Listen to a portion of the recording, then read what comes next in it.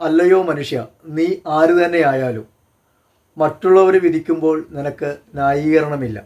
അപരനെ വിധിക്കുമ്പോൾ നീ നിന്നെ തന്നെയാണ് വിധിക്കുന്നത്. എന്തെന്നാൽ വിധിക്കുന്ന നീയും അതേ കുറ്റങ്ങൾ ചെയ്യുന്നു. റോമ 2:1. മറ്റുള്ളവരെ വിധിക്കുമ്പോൾ നാം നമ്മെ തന്നെ വിധിക്കുന്നു. വചനം പറയുന്നു, വിധിക്കുന്ന നീയും അതേ കുറ്റം ചെയ്യുന്നു. ഒരു വ്യക്തിയെപ്പോലും വിധിക്കുവാൻ ദൈവം അനുവദിക്കുന്നില്ല. വിധി ദൈവത്തിനുള്ളതാണ്. കാരണം ദൈവം നീതിമാനാണ്.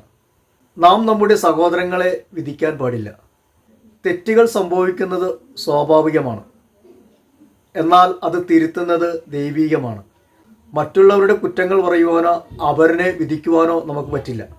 വചനം പറയുന്നു, വിധിക്കുന്ന നമ്മൾ അതേ കുറ്റം ചെയ്യുന്നു. ആരും മാലാഖമാരല്ല, മനുഷ്യരാണ്, ബലഹീനരാണ്, കുറവുള്ളവരാണ്.